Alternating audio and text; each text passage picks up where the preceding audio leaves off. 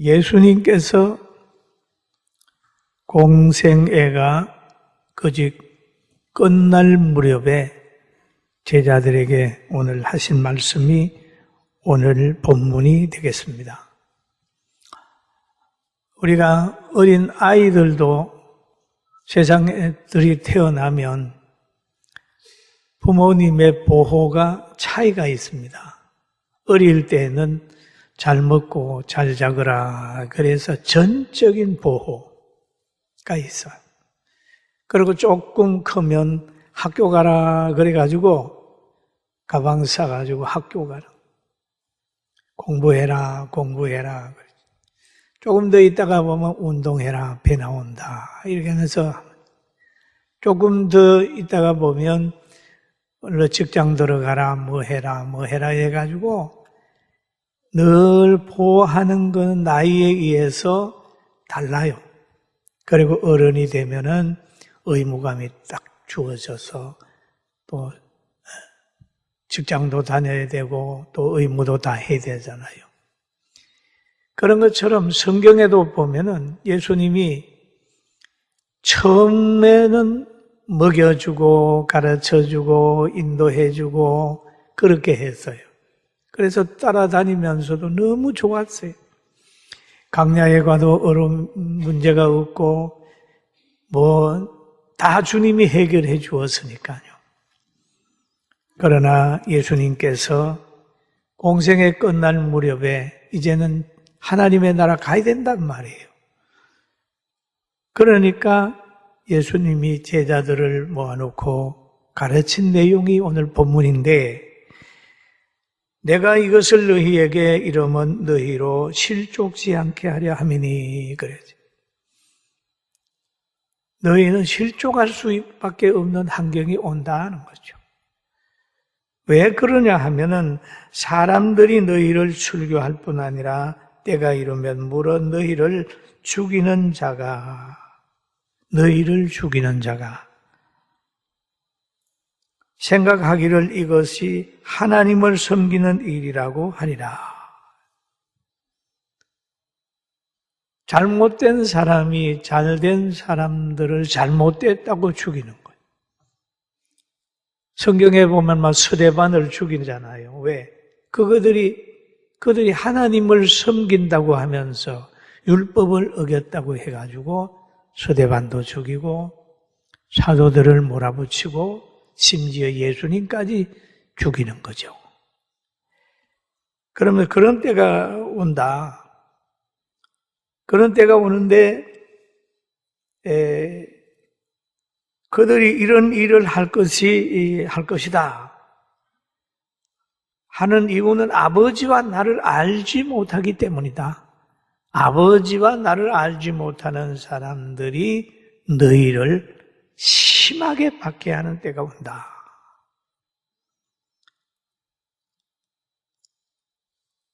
그럴 때를 대비하기 위해서 내가 너희에게 얘기한다는 게 오직 너희에게 이 말을 한 것은 너희로 그 때를 당하면 내가 너희에게 말한 이것을 기억나게 하려 하리라. 기억나게 하리라. 그때를 당하면 내가 너희에게 말한 이것을 기억나게 하려 함이라.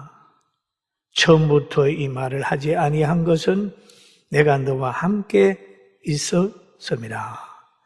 처음부터 내가 너희에게 이렇게 얘기하지 않는 것은 내가 그때는 함께 하기 때문에 얘기를 안 했지만은 내가 떠나게 되는 형편이니까 앞으로 될 일에 대해서 지금 얘기를 한다. 그렇게 말하고 있는 것입니다.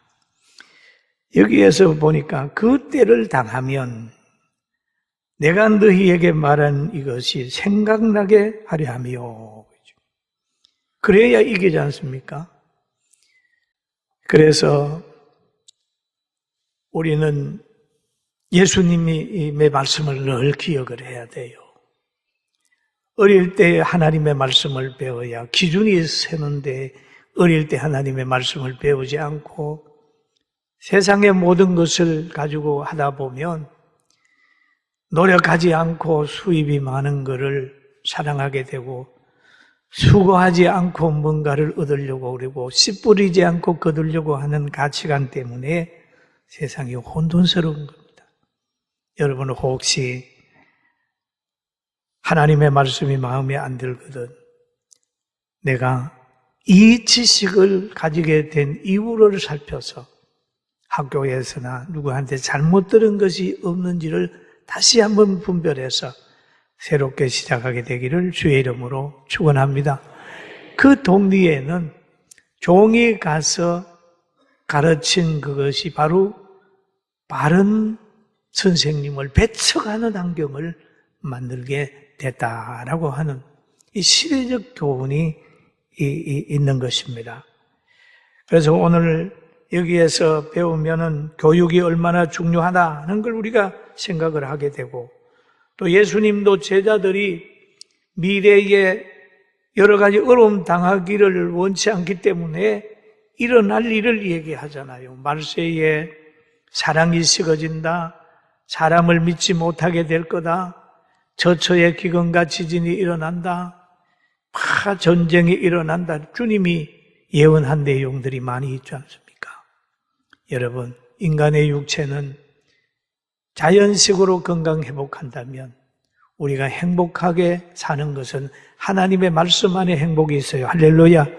그리고 그 말씀을 보는데 성령의 인도함을 받아서 말씀을 보면 그게 능력이 생기는 겁니다.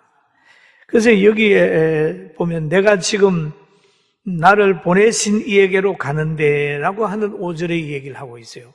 예수님께서 내가 지금 나를 보내신 이에게로 가는데 너희 중에 나더러 어디로 가는지 묻는 자가 없도다 라는 얘기예요. 간다라는 거죠. 간다. 그럼 그 예수님의 가는 길을 보게 되면은 참 있는 길이잖아요. 죄인들의 모든 문제를 해결해주고 가는 길이에요.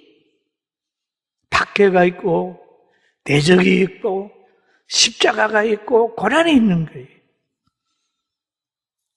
세례 요한이 예수님을 지칭하기를 그렇게 말합니다.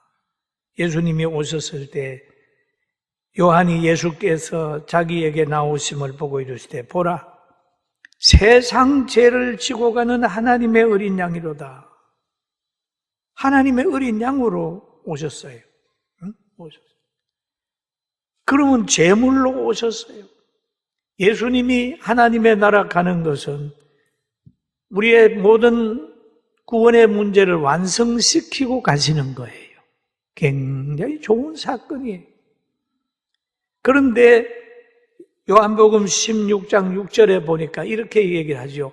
도리어 내가 이 말을 함으로, 이 말은 뭡니까? 천국에 예수님이 간다고 하는 말을 함으로 그 말이죠. 너희가 마음에 근심이 가득하였도다 라는 얘기예요. 왜? 하나님의 뜻을 모르기 때문에 근심이 생기는 거예요. 그런데 마태복음에 가게 되면은 예수님이 그 말씀을 하신 후에 십자가 진다는 말씀을 하신 후에 베드로가 그러잖아요. 마태복음 16장 22절에 베드로의 반응을 보면 같이 볼까요? 베드로가 예수님을 붙들고 항변하여 이르되 주여 그리마옵소서 이 일이 결코 주께 미치지 아니하리이다. 예수님이 떠난다고 그러니까 십자가 진다고 그러니까 그리마옵소서 그러죠.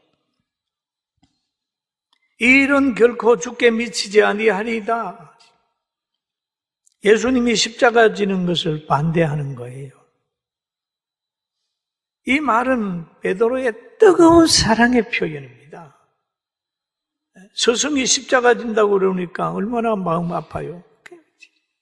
그래서 때로는 인간적 사랑이 때로는 신앙을 넘어지게 하고 인간적 사랑이 바로 영원의 실패를 가져오게 하는 그런 게 될 수 있어요. 그리고 예수님의 반응을 보면은 예수님께서 그러잖아요. 베드로에게 이르시되 사단아 내 뒤로 물러가라. 사탄아 내 뒤로 물러가라. 너는 나를 넘어지게 하는 자로다. 라고 얘기를 하잖아요. 너가 하나님의 일을 생각지 아니하고 도리어 사람의 일을 생각하는도다 하시고 사람의 일을 생각하는도다. 여러분, 사탄의 사랑을 받지 말고 분별해서 사랑도 받게 되기를 주의 이름으로 축원합니다. 사랑이라고 하는 거 여러분 사랑한다고 해서 다 받으면 되겠어요? 사랑한다고 하는 사람들 많이 있을 수 있어요. 그러나 사랑도 구별해야 분별해야 배가 망신하지 않지. 사랑을 구별하지 못하고 받으면 육신적으로도 넘어지고 영적으로도 망가지는 거예요. 또 보게 되면 예수님은 아버지 집으로 간다. 아버지에게 가는데 제자들에게 일러주는 거예요. 내가 너희에게 실상을 말하노니 내가 떠나는 것이 너희에게 유익이라. 내가 떠나가지 아니하면 보혜사가 너희에게 오시지 아니할 것이요. 가면 내가 그를 너희에게로 보내리라. 보혜사를 보낸다.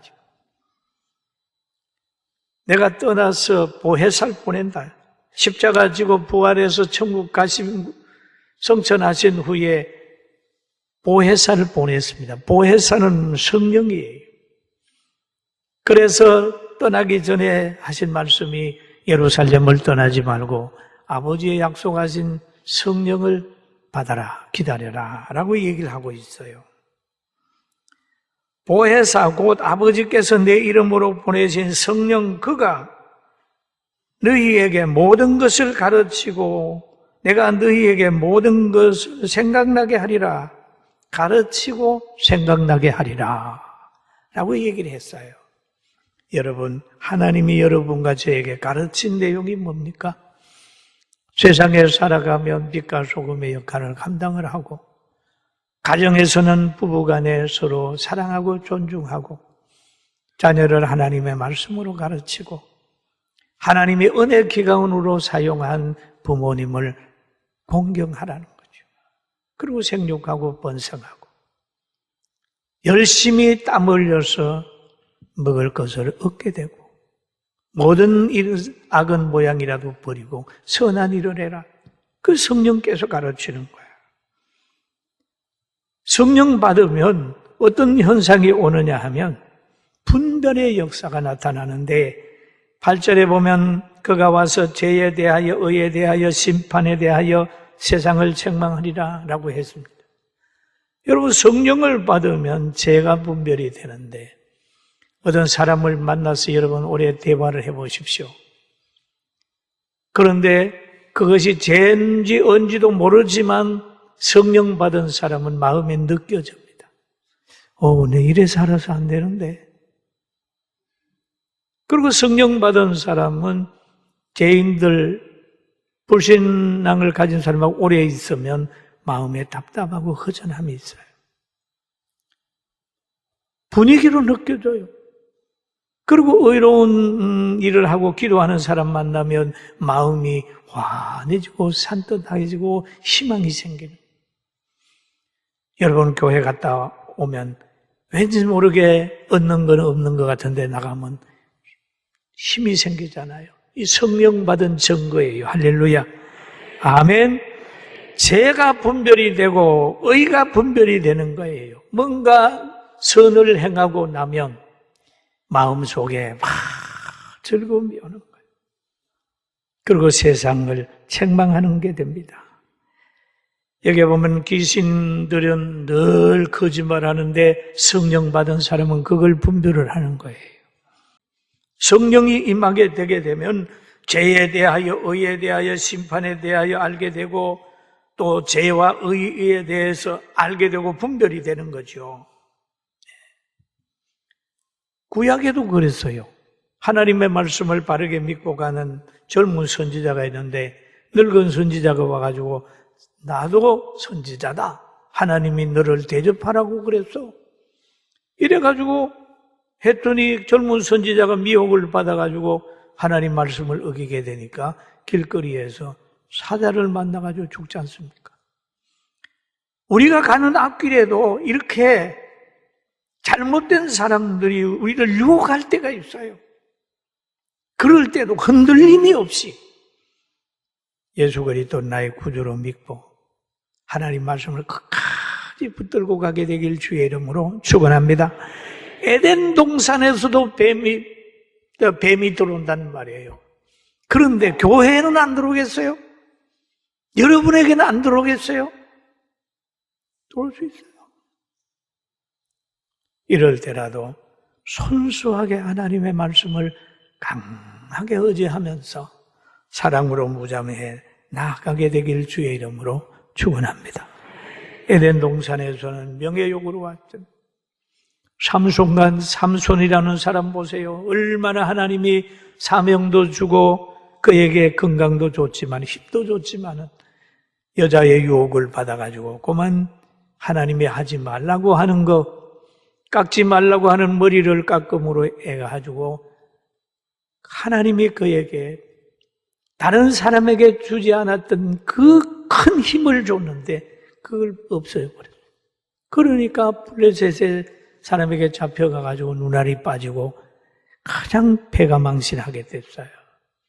사랑하는 성도 여러분, 우리에게는 지금도 인터넷을 통하여 여러 홍보물을 통하여 우리로 하여금 흔들리게 하는 그런 지식이 있지만은 흔들림이 없이 기도하면서 성령의 사람으로 살게 되기를 주님의 이름으로 축원합니다. 그리고 성령이 오시면 자신을 이기게 됩니다. 자신. 제일 무서운 게 누구? 적은 자기입니다. 자기. 편하고 싶고 자존심도 세우고 싶고 잘 살고 싶고 이런 자기. 게으르게 하는 거죠. 그걸 이겨야 된단 말이에요. 성경에 이런 말이 있습니다. 우리가 이것을 말하거니와 사람의 지혜로 가르친 말로 아니하고 오직 성령께서 가르치신 것으로 하니 영적인 일을 영적으로야 분별할 수 있다라고 하는 바울 사도가 고린도 교회에 한 말이 있어요. 그럼 우리는 성령 충만을 받아가지고 성령의 열매 안에 있는 사랑과 희락과 화평과 온유와 절제와 양선과 충성스러운 마음을 가지고 열심히 사는 거예요. 열심히 살다가 보면요, 여러분 봄, 여름에 수고한 사람들은 가을이 되면은 웃음이 있습니다. 기쁨이 있어요. 그러면 힘이 있을 때 열심히 헌신하고 감사할 일이 있으면 늘 마음을 하나님께 드리고 그 다음에 가난한 자, 병든 자를 도우는 것은 하나님을 꾸어주는 거라고 하였으니 뭔가 있으면 도와요. 남을 도와요. 상대를 먼저 생각해요. 그러다가 보면 나중에 가면 하나님이 축복하시면 아무도 막을 수 없는 복을 하나님이 누리게 한다는 사실을 믿게 되길 주의 이름으로 축원합니다. 아멘. 그렇게 한번 살아봐요. 가정에서도 헌신하면서 살다가 보면 결국 가족이 그러잖아요. 이분은 없으면 안 돼. 그렇게 되면 온 가족이 붙을 거예요. 근데 자기만을 위하여 다른 사람을 희생시키면 저 사람 좀 빨리 갔으면 좋겠어. 단체도, 가정에도, 다른 데서도 그렇게 평가받을 수 있어요. 오늘 우리는 아무쪼록 꼭 성령의 사람이 되기를 주의 이름으로 축원합니다. 성령을 받으면 예수 그리스도를 주라고 시인합니다. 성령을 받으면 늘 하나님의 교회가 마음에 들어와요. 교회 가는 날짜가 기다려져요. 예배를 기다려요. 믿는 사람을 만나면 더 사랑할 수 있어요. 막 뜨거워지는 거예요. 마음이 뜨거워져요. 왜 그럴까요? 예수님은 성령으로 잉태됐잖아요. 그래서 성령을 받으면 예수님께로 가게 돼 있어요. 동질이에요. 모든 성경은 하나님의 감동으로 되었기 때문에 교훈과 책망과 바르게 함과 의로 교육하기에 유익합니다. 그래서 성령을 받으면 하나님 말씀이 그대로 막 믿어져요. 누가 믿지 말라고 그래도 믿게 돼 있어요. 그리고 기쁨이 없는 것 같은데 늘 마음에서 기쁨이 나옵니다. 여러분 성경을 한번 보세요. 실패하는 환경이 있습니까? 없어요. 가나 혼인잔치에 포도주가 떨어졌다고 난리가 났지만은 예수님 거기에 계셨으니까 물이 변하여 포도주가 되는 기적을 거기에서 체험하는 거예요. 죽은 나사로가 죽었어요. 마리아와 마르다는 슬픔에 잠겨 있지만은 예수님 거기 오셨으니까 부활을 체험하는 거예요. 부활을 체험. 야, 예수님이라는 분이 죽은 나사로를 살려. 참 대단한 분이야. 지금 여러분의 가정에 갈등이 있습니까? 이 갈등이라고 하는 에너지는 신앙을 단단하게 해주는 하나님의 선물일지도 몰라요. 믿습니까? 믿습니까? 사람의 아성은 무너집니다. 그러나 성령을 받으라고 하는 것은 뭔 일입니까? 성령은 권능이 있기 때문에 예루살렘의 박해를 견딜 수 있어요. 저 유대의 모든 것 환경을 극복할 수 있어요. 사마리아의 누추한 그곳에 가서도 적응할 수 있는 넉넉한 마음이 생겨요. 후반기 동안에 우리가 성령의 사람이 되기를 주의 이름으로 축원합니다.